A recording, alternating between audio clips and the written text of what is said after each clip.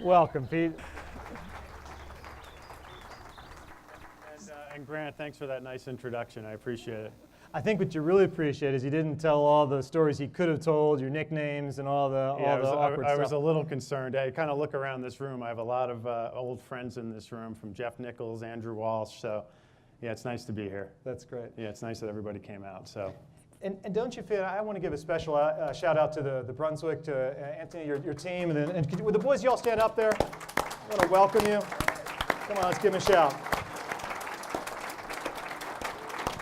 So, I'll bet you someday one of them will be one of your members and you'll be serving them. I bet you there's actually somebody in that team that's a far bigger face of golf than I am already. We have a drive, chip, and putt finalist and near champion from spent a lot of time on Golf Channel during the Masters last year. So if he could stand up, and a little congratulations. Right. Yeah. Unbelievably talented player. And I want to take a flyer. Is someone named Alex Dombrowski here? I don't know if he made it. He's one of my students. He plays in the varsity the golf team down at Princeton, and just a real star. And he was hoping to come up and be part of tonight as well. So hopefully I'll have one of my students at Princeton in a couple of years, boys. So with that, hey, let's jump in and start our conversation. For the drill is we're going to have a chat, and you could eavesdrop and listen in. And at some point, I'll open the floor to anyone who wants to join us in the conversation. And so whatever questions you might have about things we've spoken about, or just in general you want to ask, to do that at that point. So, and by the way, this outfit is just for you tonight. I've got all your sports covered. This is getting serious quickly. So. Let's go back a little bit. Grant mentioned some of your childhood. Your family is really special to you in a lot of ways. And as your sisters got a bit older, it sounds like you and your dad, Arthur, had a particularly close relationship. Do you mind sort of, if you will, teeing up our conversation there? Yeah, we had an interesting family, a Italian-American family, 4 older sisters, anywhere from 5 years older than me to 11 years. So I had this combination upbringing of this big, loud family with, high drama and a lot of yelling at the dinner table. And then fast forward just a few years, and I was an only child because my sisters were married or off to college, and all of a sudden I found myself going to see Mel Torme with my parents and Frank Sinatra and Johnny Cash, and probably the youngest person in the room to have seen Liberace live at Radio City. But so it was an interesting upbringing. I had that big family, Christmas mornings, chaos, and then really an only child with my sisters in the background. But my father and I, and my mother, but my father was really the one who pushed in our house. It was all about school. I knew if I did well in school, I quite frankly didn't have to feel the wrath of my father. Right. You got good grades, you could do whatever else you wanted to do. Yeah. That was the deal. And he was, I think, what I find so terrific about 2015 is when I take my 8-year-old daughter to do a golf clinic, there's 12 other girls. Wow. That wasn't the case when I was growing up. Yeah. And sports, after Title IX have changed dramatically. So my sisters, who are somewhat athletic, didn't really get into sports. So my father was just waiting for me. And I was going to be kind of combination Roger Staubach, Bucky Dent, and Larry Bird. And so he pushed sports, but in a nice way. But our relationship really revolved around sports. And it was whether I would look over at a high school football practice and see him parked in the car watching us, to reliving a golf round. And that was a big part of our relationship. And we played, literally thousands of rounds together. Because he was a dentist, so didn't, like a lot of doctors, he had Mondays off, right? So didn't he take you off? He had a lot of days off. Yeah. He had too many days off. So he took, some of the great experiences of my life were playing at Bedford Golf and Tennis on Monday, which was Caddy's Day. Right. And then really some of the great moments of my life, again, were Wednesdays in the summer. The summer Wednesdays. So I would caddy when I was a kid, and then eventually worked in the golf shop and ran the golf shop. But particularly throughout high school and college, it was a Wednesday tradition. My best friend, who's still my best friend, Larry Marchini, we would get up at the crack of dawn with my father. We lived in Bedford. We'd drive out to Bethpage. We'd play the black course. We'd have lunch. We'd play another 9 holes, either on the black or the red. We'd run over to Jones Beach, jump in the ocean, take a shower at the showers they had there, change, and then go to this steakhouse in the Bronx that's no longer there called Rhoda's. And we would have a crazy dinner and then get back to the house at about midnight. My friend would sleep over, we'd get up in the morning again and go caddy. And we probably did that, I don't know, 25, 30, 40 times. And those are, to this day, are some of the great days of my life. Spending that day playing Bethpage, and it's no secret that one of the first things I did when I got to the PGA of America was really open up negotiations to make sure we got the PGA Championship and the Ryder Cup out to Bethpage. That's right. And I'm sure, so many of my formative golf years and great golf memories were spent at Bethpage playing that golf course with my father. You talk about your father, and if you don't mind, I want to ask you, you were a young man when he died. He was 25, and tragically, do you mind sharing that, or if that's Yeah, I mean, no, and my whole life has really revolved around golf in one way or another. I was at Davis Polk, and I only applied to one school, Notre Dame. I was going to go to Notre Dame. He said, of the Notre Dame application, I'm going to have my assistant type it for you. He goes, any other application, you got to handwrite those. So I applied to Notre Dame. Two of my sisters had gone to Notre Dame. My father had gone to Notre Dame, so I was certainly brainwashed. And Catholic, Italian, it's kind of preordained. And I bleed blue and gold. And went to Georgetown, and I really went to Georgetown because I had no idea what I wanted to do, and it bought me 3 years. Right. And then when I went to work for the law for Davis Polk, my father was never happy about that. He never wanted me to be a lawyer. He always knew that somehow I should be involved in sports professionally, certainly not good enough to do it playing-wise. But so he always wanted, he was very nervous when I was at Davis Polk that I wasn't playing enough golf.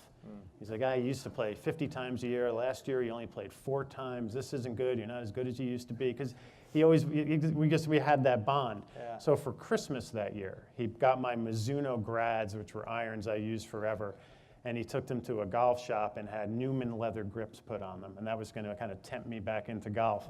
And he was coming out of that parking lot, made an illegal turn and got T-boned, and 3 days later passed away. So, wow. Yeah.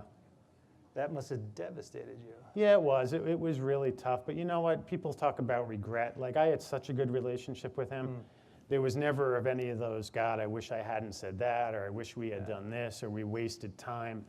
So I don't want to say it was easy. I mean, it certainly wasn't easy. It was really difficult on my mother and on my family. Sure. But it was hard, but because I had such a good relationship, I got through it pretty quickly.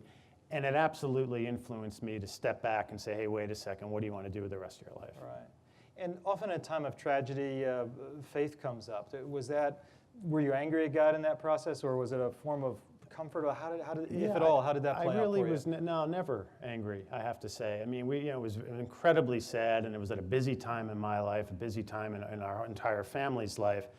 My then girlfriend, now wife, was great throughout it. But no, I never had that anger. I never, why did that happen? It always kind of felt like in some way, not that it was meant to happen. I don't want to have that kind of, morbid view of the world. But, again, we had such a good relationship that there was no regret. There was no, God, what wasted time, or I wish we didn't. We argued like cats and dogs, but it was all good-natured arguing. So I kind of put it in perspective and really saw, okay, here's someone who did, unbelievably smart person, one of the smartest people I ever met, but always kind of did what he wanted to do, maybe to a fault, and maybe I was too much in the other way, and kind of said, maybe a happy life is somewhere in between. So let's take this education, let's take this work ethic. And Davis Polk's a great law firm, and I had a great time there, but let me do something where I know I'm going to wake up every morning and kind of go at it. And it's funny, I mean, for Jeff and Andrew and Grant and people in the class at Brunswick that I was in, we had a graduation speaker, and I remember he said, you gotta make sure that whatever you do, you wake up every morning and enjoy doing it, or life is just gonna be long. And my father would always quote that sentence to me. He always, you remember that graduation speaker? Remember what he said? You have to do that. So it really was kind of a jolt, like, hey, wait a second. Maybe I should be doing something different. Well, it sounds like, not to read too much into it, but that he'd given his life for you in so many ways as an involved, dedicated, deeply loving father.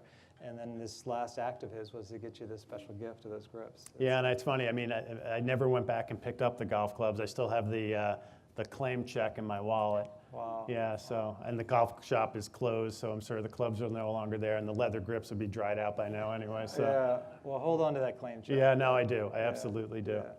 Yeah. When you, a lot of times as a young professional, so you, in a prior conversation you mentioned this at church, you went to Mass regularly, so as part of your growing up life with the household? Yeah, I mean, Sunday mornings, we never missed Mass. Yeah. You know, we would wake up and we would always go to 12 o'clock Mass. And, you know, I remember, you know, waking up and you'd go outside or you'd watch, you know, that time replays of the Notre Dame football game. And you know, but come 11:30, we knew, you know, he was going to come and kind of wrangle us and take us to Mass. And that was always a huge part of our life. Yeah. Not in an overbearing way, but in a nurturing, comforting way. Yeah. It certainly affected all of us. My mother was certainly religious, but again, my father was kind of the captain of that ship to make sure that influenced us. And clearly, you know, going to Notre Dame and the Notre Dame education and the Notre Dame experience certainly played into that.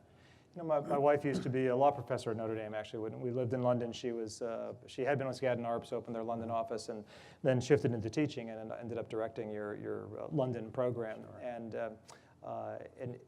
she said that one thing that Notre Dame does just so terrifically well, whether you're Catholic or not, is that it introduces values into intellectual discourse. So character formation, you might call it. So whatever someone may or may not have received in their household growing up, that whether you're in an econ class or a marketing class, it isn't just religion classes. They're in their own way, they're trying to do what we're doing here. And what I was not surprised, maybe I expected it, but you never know. I mean, it's a Catholic school, and it makes no bones about being a Catholic school, but that was always the part of the dialogue. Yeah. I mean, that was a heavy influence. My dorm, the school, the university president, Monk Malloy, lived in the dorm. We'd play basketball with him every Monday and Wednesday nights at the rectory. There was Mass on you know, Sunday mornings in the dorm. And you imagine, you know, it was all male dorms, all female dorms, so you have this 400 guys between the age of 17 and 21 after a Saturday night, but you know, everybody was in there. Yeah. And it was Notre Dame. I really, you know, it's been a major influence on my life, and it's 100% Catholic, but again, in a very kind of comforting, not overbearing way, which is, so it welcomes people of all faiths. Exactly. But it's part of that discourse, it's part of that dialogue you have in classes among the rest of the student body. Yeah. It's really a special place. No, they've done great work. They have Deloitte has sponsored an ethics center there, I don't know if you're familiar with, and they have their interest business and spirituality and ethics. So they'd be very comfortable, a lot of the faculty as well as students in this. Although they still lost to Clemson. Well, what happened to We're Number One Jesus? I know, Touchdown Jesus. Touchdown Jesus, yeah, sorry. Touchdown Jesus. You know, We're Number One Moses, right? And that's Touchdown right, Jesus, sorry. Yeah. These two big mosaics, right, that are out there. But, so as an adult, this faith part of like faith is a personal matter. Let's face it, faith is very personal, what one chooses to believe in or not believe in. And yet it can have public ramifications, leadership ramifications. Do you sort of, these two Bibles we have, metaphorically, how does that play out in your life? Are you conscious when you think a bit about your faith when you're in tough negotiations on a contract, or is it more just sublime in who you've become? I think probably in a business setting, it's more the latter. Yeah. But in a personal setting, it's very much present. You know, with the children, with my wife, how we're raising the children. My wife is, her father was Catholic, her mother was Jewish. She was raised kind of as a bit of a tennis ball in between the two. So I think in many ways that's challenged me to even a further degree to make sure that I'm kind of now the person who's responsible for that aspect of the kids. Because we talked about it after we got engaged, before we got married, it was a key point of the conversations we would have, that was very important to me, that the kids were going to be raised Catholic. And religion played a much larger role in my life than it did in hers.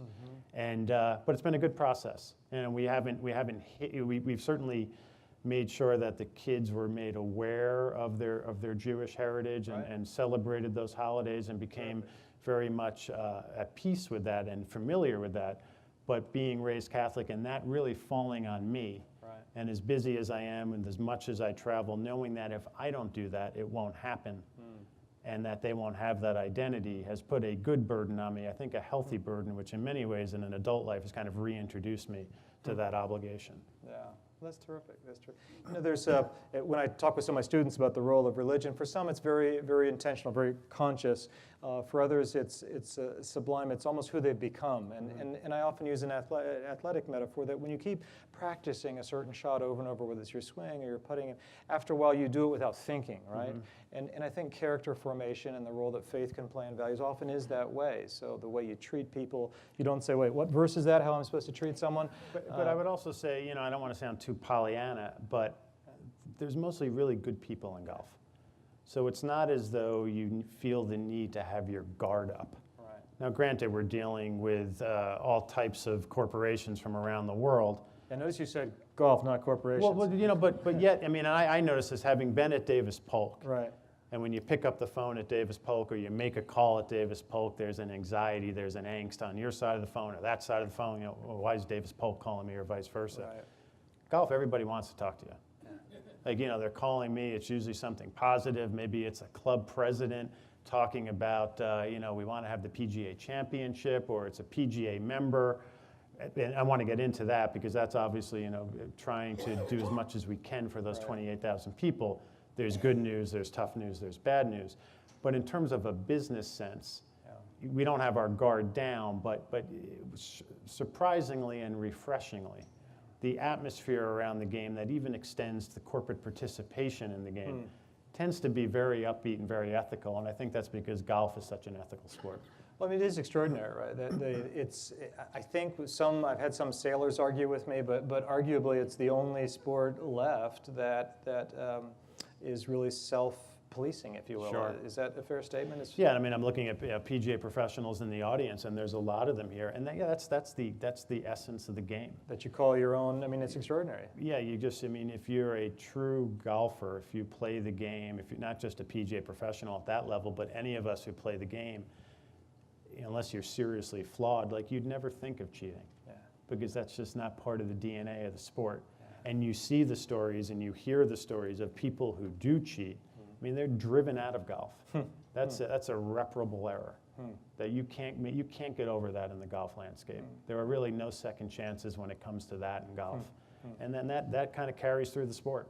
You can make a lot of mistakes in life. You can make a lot of mistakes in golf, but you can't make that mistake. That's it. I can't remember who the player was, but about 8 or 9 years ago, there was a golf player who had never won a tournament. He had a chance to win. He was on the last hole, and on his backswing, he noticed he had just whisked a piece of grass. Yeah. And no one heard it, no one saw it, the cameras didn't see it, and you might even remember who it was. I know the story. I'm trying to think of who. It was Brian Davis. Thank you. And he called it on himself and ended up losing by that penalty stroke. Yeah. And I don't know if he ever won a tournament since, but the community was just lauding him. It's extraordinary. You wouldn't see that. Bob Jones, Bobby Jones, most people know him as Bobby Jones, but he has that great line of you should never congratulate somebody for playing by the rules. That's such a part of the sport that when you find those instances of people adhering to the rules in a very public way, it's not even in an interesting way, not even worthy of congratulations because it's such a part of the game. Yeah. That's not to diminish what Brian Davis did, but again, that's kind of the ethos of the sport. Yeah. Think about that. If we ran our businesses that way, and I also want to put a good word in for business in general. It's fashionable in the political arena right now to do bank bashing or big business bashing, when a lot of these organizations are just phenomenal, and they're doing amazing things, creating jobs and services for people, and by and large, most of them really try to do the right thing, and all the actors that are there. But it sounds like you're in a very special space, and it would strike me that if you're looking, anyone who's in the corporate world, to hire someone, find out who played on their school's golf team is a probably good character test. Absolutely, and a lot of sports in general. Yeah. I know when I'm interviewing people for any type of role, if he or she is an athlete or was an athlete, you're a different type of person. There's a different level of preparation that comes with it. You've been through a different maturation process. Having been through that part of a team, learning how to deal with adversity, it kind of, for me at least, rounds out a person. Yeah. Speaking of adversity, can you think of a story or an instance where you had sort of a challenging negotiation or sort of a defining business moment that you look back on and realize, wow, that was pretty big? Yeah, it's interesting, and I kind of think to two. Back to my USGA days. So as you said, I went to the USGA as in-house counsel. And about 2 years into that, David Fay, who's probably had more of a professional influence on me than anybody, the longtime executive director of the USGA, came in and said, hey, we want you to be the managing director of the US Open. We like the legal knowledge, we like the knowledge of the game, we think you'd be good at it. And I was thrilled. I mean, that was running the US Open. One of my Christmas. One of my great golf moments was the 1984 U.S. Open at Winged Foot, where I was again with my father, right next to Fuzzy Zeller. When Norman made the putt up on the 72nd hole, Zeller thought it was for a birdie, but it was for a par. Of course, he waved the white towel. I was 12. I joined the USGA the next day, and kind of got me hooked. So now I'm the new managing director of the U.S. Open. I'm about 30 years old. And the Open in 2004 was at Shinnecock. And the previous time it was at Shinnecock when Corey Pavin won, he hit that great 4-wood. The public parking lot was at the Shinnecock Nation Reservation. And there was such tension between the club and the reservation. And when people went to get their cars, there was a toll set up. And there was a lot of damage to the cars, but if you left, if you had a Honda, you might have to pay $5. If you had a Mercedes, you had to pay $20.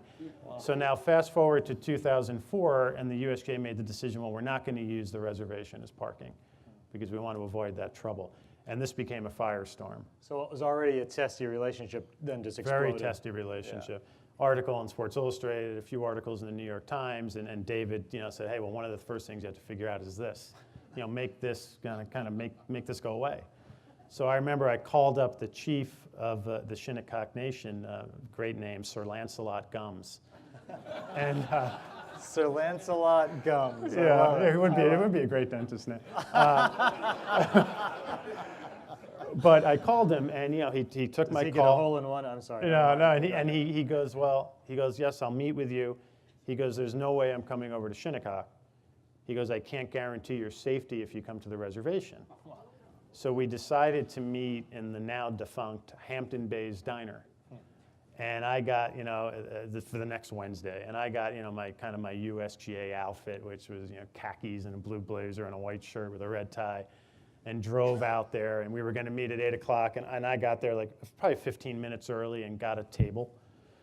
And on the dot at 8 o'clock, about 7 pickup trucks came storming into the parking lot, and Lancelot gets out in a suit, and 15 other people get out in full ceremonial gear. Wow. And they walk into this diner. Now I'm at this diner like this, like, what's. And you were solo, right? No entourage. I was solo. I didn't bring my team. And he sits down across from me, and they flank him.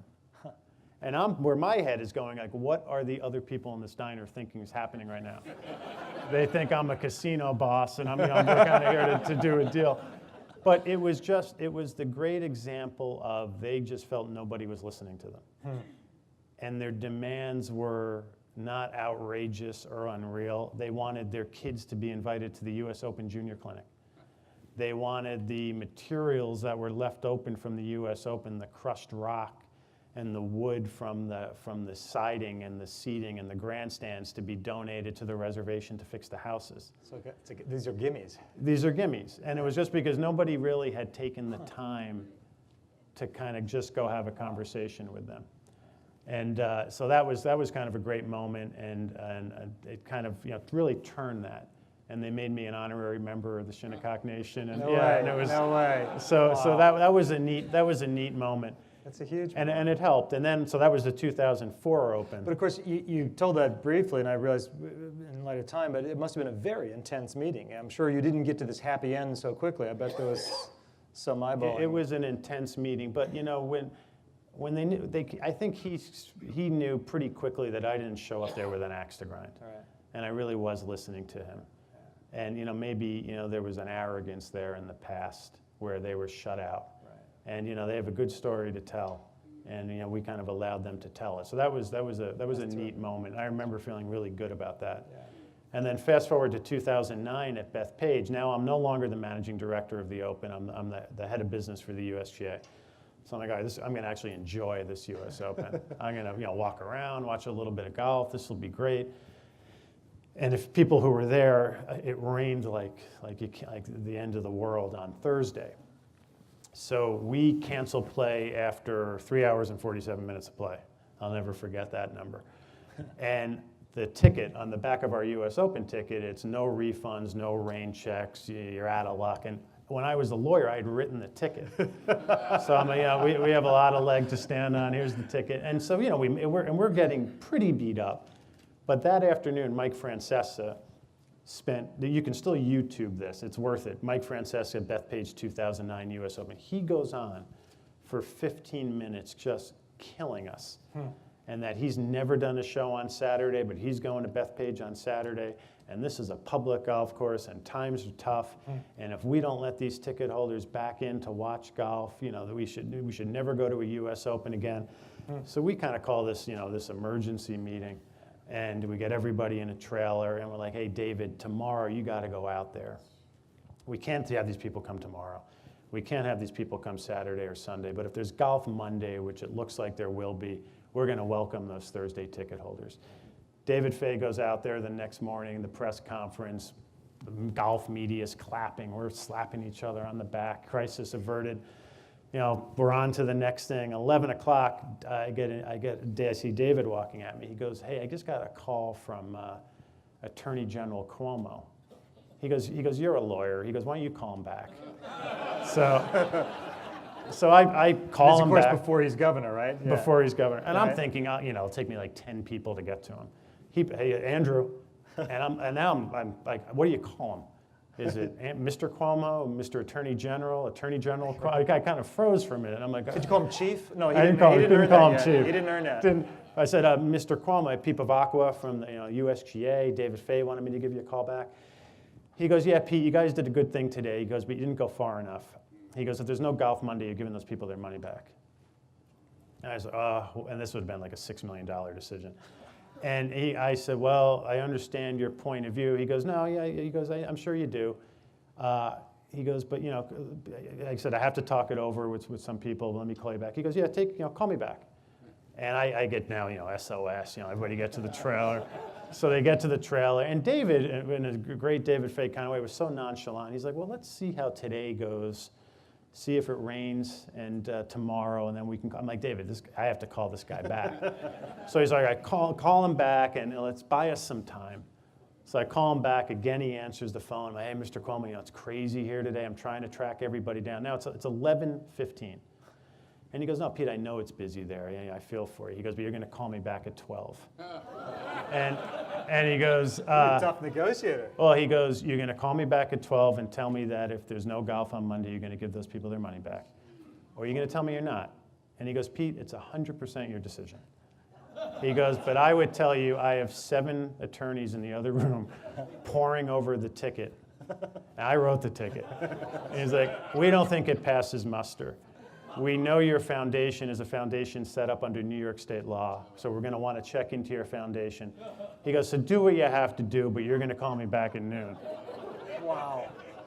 Now I get off the phone, get everybody back, and there was some disagreement. We can fight the fight. And I'm like, no, we're not. When you're in New York State and you're arguing with the Attorney General of New York State, you're not going to win. So we agree, of course. Even if you win, you lose. You right? lose. So at 5 to 12, I call him back, and now we're friends. And Mr. Cuomo, Pete Bevacqua, he goes, oh, Pete, thanks for calling me back. I said, we thought long and hard, and I said, if there's no golf on Monday, we're going to give those people their money back. And he had one of the great lines of all time. He goes, Pete, I knew by the number of vowels in your name you were going to make the right decision. So that was another one of my great moments. My next call was to Mike Davis, who was the championship setup person. I'm like, hey, Mike, there's going to be golf on Monday. Yeah. Slow play it. So those 2 moments in very different ways were kind of just, I guess, instant development, instant experience with 2 very different types of people. Yeah. And then, so fast forward now to we do the Bethpage deal. Now he's Andrew Cuomo's governor. And we were dealing with the governor, we were dealing with the Attorney General and his assistant, but we're doing the announcement. And the whole time I'm thinking, is he going to remember that? We go out to Bethpage, we're doing this great announcement about the 2019 PGA and the 24 Ryder Cup. And it's just like that. He goes, I enjoyed that time at Bethpage with you on the phone. So it was pretty funny. Yeah.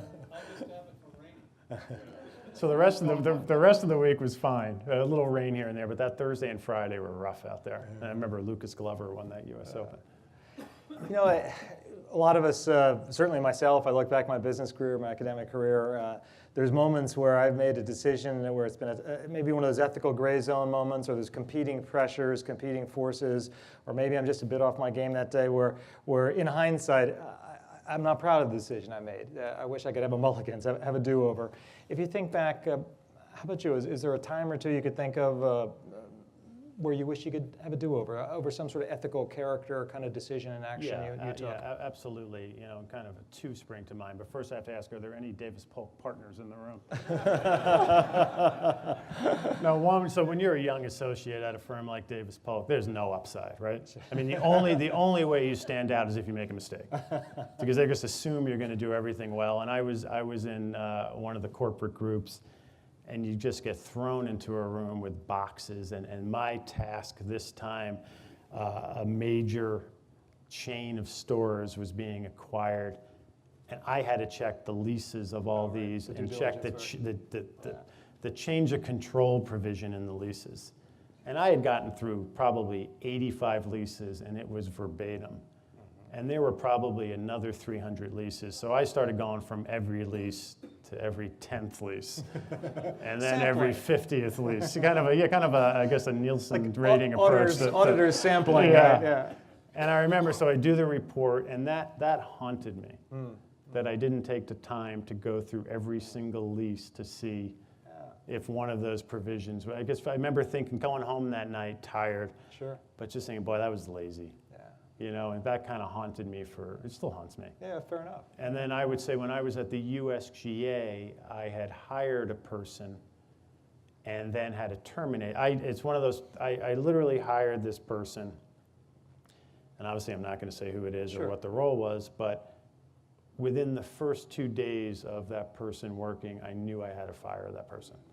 I mean, it was that quick. Not the right fit. Not the right fit, and saw dents in the armor that I knew were going to be an issue. I mean, literally, and shame on me for not seeing it before that moment. But I took the easy route out after a few months to see if he could rehabilitate himself, of kind of blaming it on the organization that we were restructuring.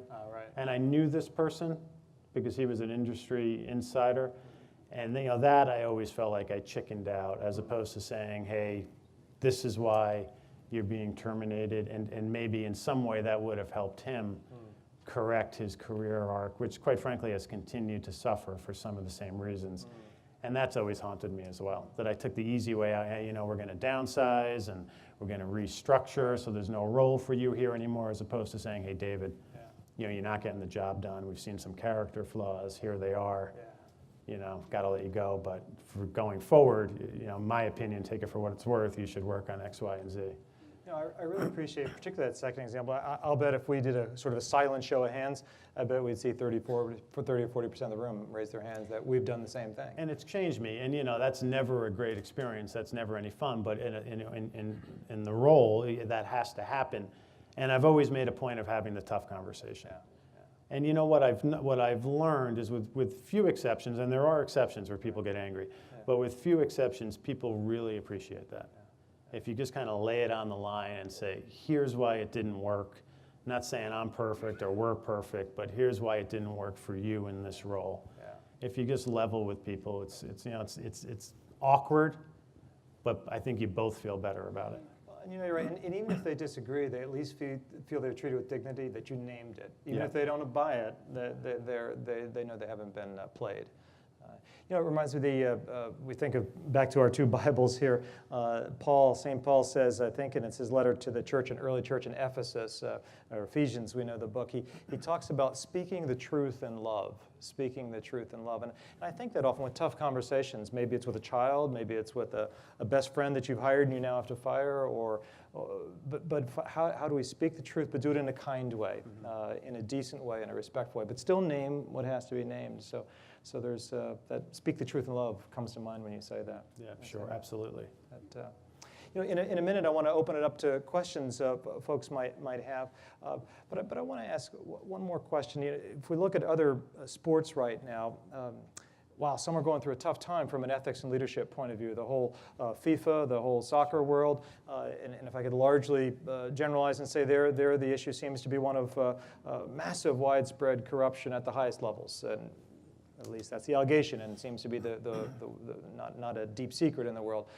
Take the NFL, a beloved sport in this country, and there seem to be some leadership decisions that have been questioned, and whether from players or from the commissioner and others, or how do you handle this?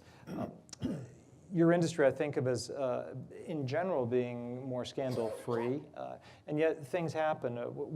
Can you think of a crisis that's come on your desk? Maybe not one that you've caused, but where the whole world blows up, whether Tiger Woods might be at Exhibit A or others. What's your thought process when that blows up and wow, now it's on your lap? Yeah, I would say, in terms of a crisis like head injuries in the NFL or things of that nature, I mean, obviously the Tiger Woods issue is well publicized in the past. But, I think we have different types of crises in golf. And what we're trying to do, our mission is to serve our 28,000 members. And Grant said it well. I mean, one of the things that drives me crazy is when I go into a golf shop and I'll see an assistant professional who tends to be a younger person, and they'll say, "Mr. Bevacqua." I'll say, "No, I'm Pete. I work for you." But it's to serve those members and to grow the game. Because that's when you came in, you established that as your new mission statement, right? It's to grow the game and to serve your members, right? Me and our officers and our board and the leadership. I mean, it certainly wasn't just me. But the crisis in golf right now, and maybe crisis is too strong a word, is how do we grow the game? Mm-hmm. And I think we have PGA professionals all around the country that are really entrepreneurial and inventive in that way of growing the game. But we have to come to terms with the fact that I think the PGA of America would certainly agree, and most of our PGA professionals, that one of the great hurdles is time. Mm. People have less time than ever. They have less time to do things, and golf is a sport that takes time. So, I think our crisis now, again, if you will, is how do we adapt the sport to fit into the modern American psyche without bastardizing it? We don't want to change. What makes golf so special is you go out with 3 people whose company you enjoy and play at a great golf course. Brian Crowell's here today. You go play at Glen Arbor with 3 of your friends. Yeah. That's and play 18 holes. It's special. But I think what the crisis has done in terms of how do we grow this game, how do we stop the game from shrinking, how do we get more millennials in the game, you actually spin it. You try to use it as a positive. You try to call an audible and come out of it with a positive direction. So I think our positive direction is, well, let's be very disciplined in how we grow the game and do things such as drive, chip, and putt and get golf ready, which is 5 lessons for $99. Our PGA Junior League Golf, which is a team-based approach to growing the game. Those for boys and girls. That's kind of a traditional.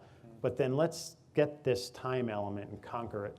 Let's understand that we need to have a 30-minute, 50-minute, 90-minute answer for golf. And we use the analogy of basketball. You and I could go out and play one-on-one. We could grab Grant and Jeff Nichols and play 2-on-2. We could play a game of horse. We'd do it for 45 minutes or an hour and say, hey, that was fun. We played basketball. Right. And you know what? It didn't have to be 5-on-5 in a regulation court with a referee for 4 12-minute quarters. Yeah. Golf doesn't always need to be 9 holes or 18 holes. Maybe it's taking a lesson from a PGA professional or playing 3 holes after work with your kids or your spouse or going to a Topgolf.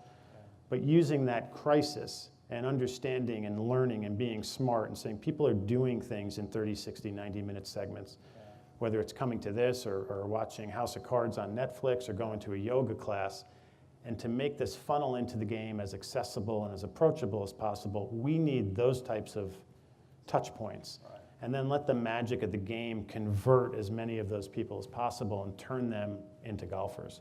So that's, again, maybe crisis is being a bit melodramatic, but a crisis in our game is conquering that time issue. And instead of hiding from it, trying to beat it and spin it and be smart coming out of it. Well, I know also as you talk about demographics, you mentioned millennials, but you're also interested from other conversations and is more women, more minorities, people from different backgrounds. So let's say you don't grow up where your family has an opportunity to be a member of a golf club. How do you find it and make it accessible for those people as well?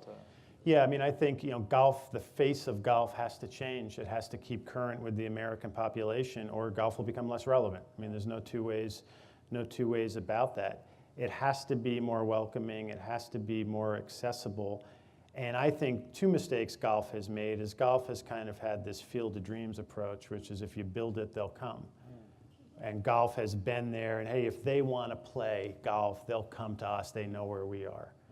And that works in many instances, but if we're going to grow the game, we have to go to where the people are. So how do you go to where there are kids and women and minorities and talk about the game? The other thing that I noticed, at not just the PGA of America, but every major golf entities, we were always preaching to the converted. So we'd have this Grow the Game initiative with some cute acronym and fancy marketing materials, and we'd run an ad on Golf Channel. And if you're like me and you're waking up and you put on the Golf Channel and you see a, hey, don't you want to learn how to play golf ad, it's a waste. So and the very person that you want to reach doesn't have that subscription. So we work with our partners at NBC and Comcast when we redid our Ryder Cup deal. And part of it was we want to dip into your family of networks and show Get Golf Ready ads and PGA Junior League golf ads on programming that's traditionally geared towards kids or towards women or towards minorities, and start telling the golf story, not just in the golf space, because that's worked to a degree. But if we're going to grow the game and change the face of the game, we have to be a lot more intelligent with how we communicate the game. Have you ever sat down with your USTA, the tennis, your counterparts there? Because they have some of the same challenges, don't they? Yeah, one of my really great... Time, sort of diversity. And they've done a good job. They've done a great job. One of my really good friends in sports has become, over the course of the last year, Arlen Kantarian, who ran the USTA for years and really was a visionary in growing the game. What we're also trying to do at National is our greatest strength is we have 28,000 people who are the tangible connection between the game and everybody that plays it in this country. Whether you're playing at Round Hill or a public golf course in Wichita, Kansas, it's a PGA professional most likely who's going to connect you to the game. We have to do a better job as the national organization of hearing what's working out there at the grassroots level. So we don't concoct PGA Junior League golf and Get Golf Ready and drive, chip, and putt in some think tank in Palm Beach Gardens. We hear these stories of what's working in Texas and North Carolina and Virginia and say, wow, that's a proven, let's test it, let's nationalize it, let's put our resources behind it and grow it. So we have to get smarter of tapping into our greatest resource, which are 28,000 people who do this every day of their lives. When you get this figured out, I think you should bring in some church leaders as well. They have the same question. Competition for Sunday morning time. That gets me to another great point, technology. And I always say, golf has to get comfortable with technology. If we're going to attract people to play this game, I'm 44. I'm probably the last of that generation of people who are still comfortable with leaving, and this comes back to church, of leaving the phone in my golf bag or in the car. And what I say and what we say at the PGA of America quietly is that the two last holdouts are church and golf, where you can't use your phone. And church is 50 minutes and golf's 4 hours. And my 8-year-old daughter and 5 and 2-year-old sons, they're not going to know a world where you disconnect. And if I have to tell them that to come play golf with me, you have to leave that, whether it's your watch or your glasses or your phone, in the car, we're shooting ourselves in the foot. Now, we have to be smart about it. There's a difference between utilizing that technology to augment your golf experience, whether it's distance or statistics, or occasionally when it's in between shots saying, okay, is my boss texting me, is the world ending? Then the guy walking down the first fairway making a phone call and buying something. That's not what we're after. And it'll be different in terms of it's accepted into the golf culture. It'll take different amounts of time at different places. But we have to make a concerted effort in the industry to embrace that technology, because we have to make it easier for people to fit golf into their lives. And if they can stay connected with their family and their profession, it will be easier. In the ethics class I teach... I'm not condoning, doing emails in church. But if golf, we're all honest, it has slipped out on the pew once or twice. But you got to get the God app. So, if it's a bad sermon, it's like, hey, no, I'm just kidding. I'm just kidding. So let's open up to questions. Who might want to have Before you go, sir, I want to ask one of the young men at Brunswick, which of you has a question for us? Anthony, which of your fine young men there want to tee this off? It's just on behalf of Pete and the culture that he's created as a former captain of our team. He spoke about how we're the game where we call penalties on ourselves. And this team is extremely competitive to me. Remember, we have 25 players trying out for 4 spots. Wow. In our last tryout. Wow. And I have to deal with players who come to me and tell me I hit the wrong ball in the 7th hole. What do I need to do? When these guys will tell you these spots on the team come down to 1 stroke after the tryout. So it is something that is hardwired with our game. It's hard to imagine. And I coached our varsity basketball team. It's hard to imagine my varsity basketball players calling fouls on themselves in the middle of a tight game. So it's something, and it's a character thing, and it's a culture thing. And when you meet a golfer, there's an instant bond. You understand each other in unspoken language. So it's great to see. Thank you, Coach. That's great. Any of you young men want to say a word, ask a question? You can take a pass if you want. You think about it. We'll let someone else come in. So behind you, there's a question way in the back, sir. Pete, thank you very much for a great conversation.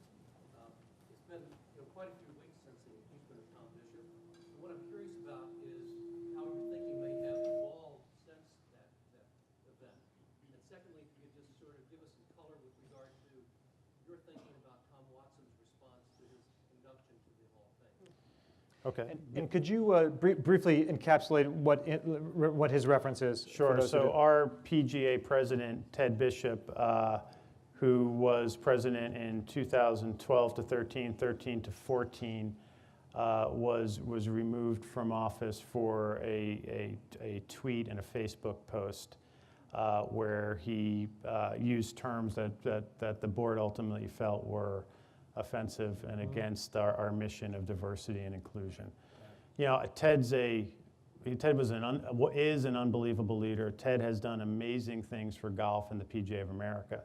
He's done amazing things for me personally and professionally, and did so much for the game and will continue to do so much for the game. I think he's an unbelievable PGA of America professional.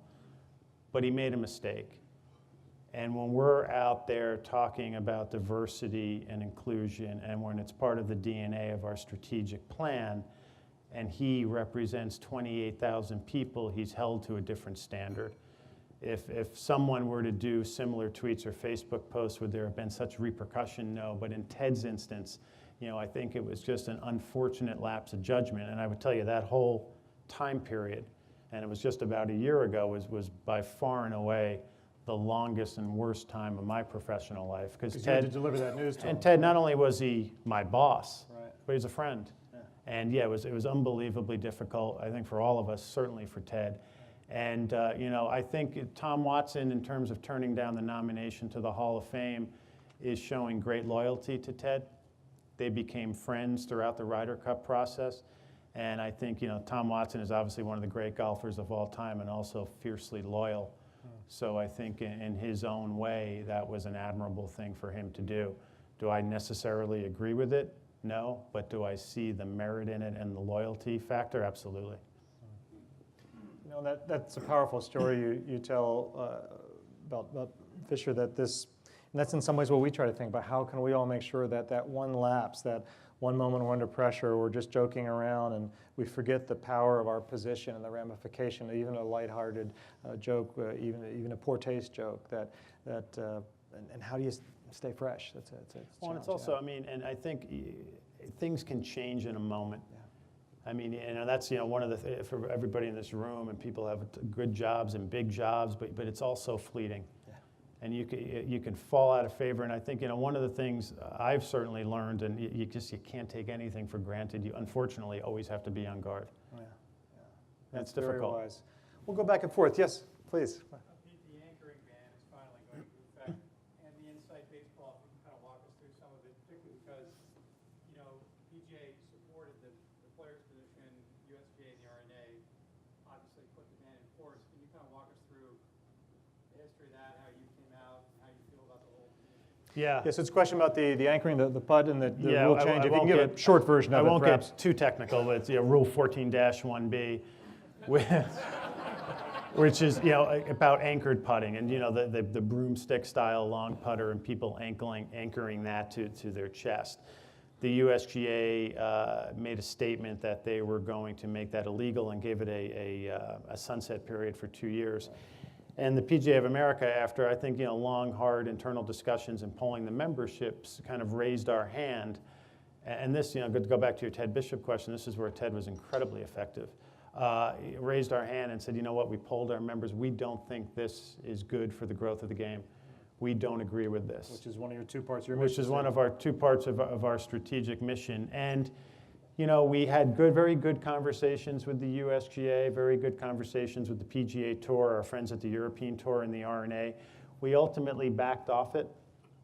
I would say, you know, now we didn't think it was a big enough or important enough issue to kind of go down the route of bifurcation.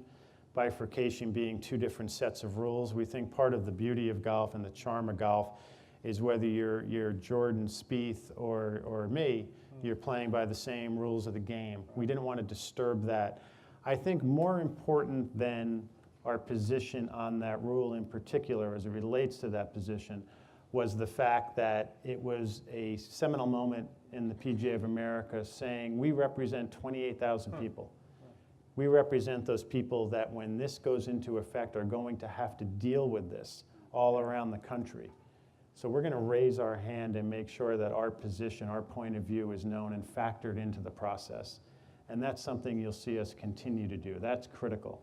And now we're working with the USGA to say, okay, when you're at a club and you're a PGA of America professional and your president has always anchored, and he comes to you and says, I know this is a rule, but at this course we're going to anchor, how do you deal with that? When your members go to a member guest and can or can't anchor, how are you going to deal with that? What are the real life ramifications of this? Will it affect Adam Scott? I mean, he'll make the change. He's unbelievably talented. Keegan Bradley, all of those people. But how's it going to affect the recreational golfer? And it was our viewpoint that anything that could damage the participation or the growth of the game for the recreational golfer isn't in the best interest of the game at this particular moment. But it led to very healthy dialogue among the major golf entities. Thank you. Yes, Stuart. Pete, thanks for coming this evening. By way of background, I'm a recovering lawyer myself. So I want to talk to you about ethics for a moment. In the previous role as an attorney, we were value protectors, and it was very easy to say no, or perhaps we should do this way when talking to revenue generators. Now I'm currently in a revenue generating position, and I find myself seeing the other side of the fence. And I wanted to know from you, how did you find that transition in terms of ethics? Because where it's safe to say no, and all of a sudden sort of I have to drive to say yes. And second point, 2 points. I was there in Bethpage in 2009 for all the rain, and number 2, I almost became an associate Davis Polk. Oh, wow. Well, we have a lot in common. You know, I think that my training in law school, my time at Davis Polk, my time as in-house counsel at the USGA is unbelievably valuable. I use that experience and that education and that training literally every day. So I go through that process really with every decision I make. So if it's doing a deal, and to get the deal done, you know, I would feel as a lawyer, I would be uncomfortable doing it. But whether I was the head of business of the USGA or the CEO of the PGA of America, I still want to get it done. That lawyer part of me doesn't let me go there. I mean, if I can't get comfortable with it wearing my legal hat, maybe I'll go to an attorney who's better than me, more experienced than me in these particular areas and say, hey, am I misjudging this? Tell me I'm wrong. Tell me we should do this. I'll have another set of eyes on it internally or externally. But I use that filter all the time. So I've never, I mean, could I think of an example? Maybe, depending on the severity of the issue. But I've never kind of done a legal analysis and said no, but then allowed kind of the business side of my mind to overrule the legal side. I would say, if anything, what I notice in my life is that legal perspective dominates the business perspective and not vice versa. Please. Thanks, Yeah. David. Follow-up question to that, Pete. Thank you for your comments. I particularly you kept your true north. And as a follow-up to this question, you know, you serve 28,000 constituents. That's probably a lot more running a business than a lot of us in this room, maybe some of us combined. How do you keep God in it?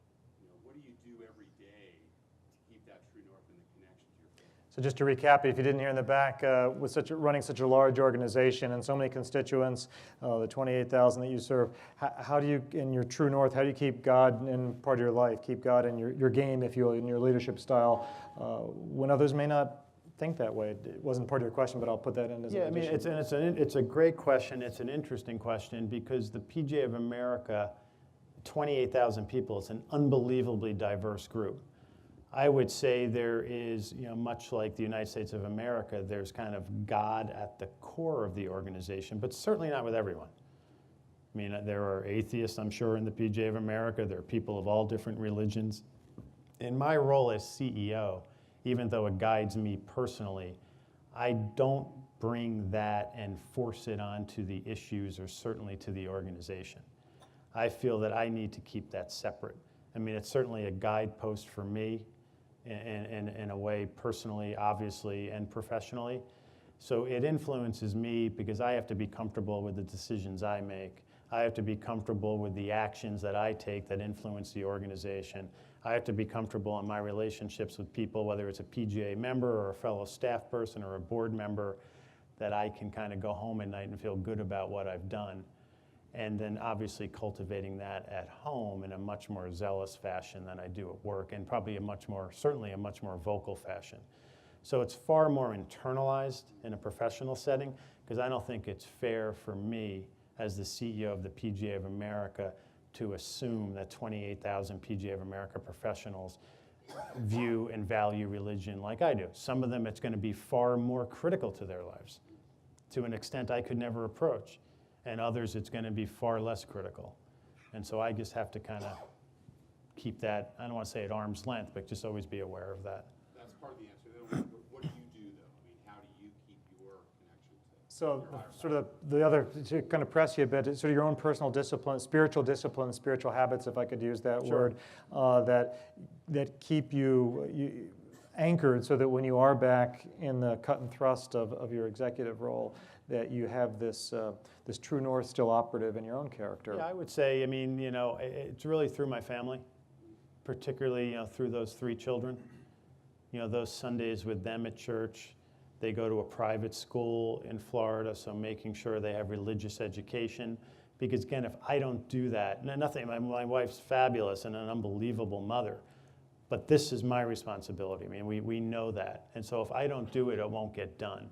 And if the kids don't see me doing it and talking about it and living it, and they know I'm busy, you know, I had kind of a pivotal moment with my 5-year-old son about 3 months ago. He's lefty, I'm righty. We're hitting golf balls, and he's making small talk like a 5-year-old would. And he looks up at me and he goes, so Dad, he goes, where are you living these days? And that was this, oh my God, you know, and my first reaction was I was kind of mad at him. Like, what are you talking about? I live at home with you and Mom and Jake and, you know, and Sam. And he's like, yeah, but when you go, where do you live? And he doesn't know I'm here or I'm going, you know, to the PGA Championship or to Korea for the President's Cup. He just knows I'm gone. Yeah. So, you know, what I have absolutely gotten better at and what I wasn't always good about, there was a moment at the Wingfoot U.S. Open where we lived in Bronxville, so it was kind of a nice open in that it was very close. And it was Wednesday, and I got home. This is before we had kids, and my wife came up and she hugged me, and I was looking at my phone, and she caught me. And she's like, hey, I can deal with you working, I can deal with you traveling, but if that's going to be your attitude, this isn't going to work. And I still that happens every once in a while. But that discipline of religion, which is a key anchor in our house, and I still don't feel like I do it good enough, but also making sure when I'm home, I'm home. When I'm there with the kids, I'm there with the kids. You know, my job is absolutely around the clock. I mean, I'm always on call, I'm always doing work, but if you don't shut it off, and if you don't have that great time with whether it's your wife or your kids or your friends, I mean, you're gonna fail. So, and kind of that, even that hour at church, taking my daughter to religious education, those are those great family moments that allow me to kind of stay grounded. You know, I think I'm going to end us on that excellent question and actually very moving response, an inspirational response, even with your own challenge to yourself to do better. So how about one more word to close us, but first a great round of applause, Pete, for your really just terrific. Thank you. Thank you.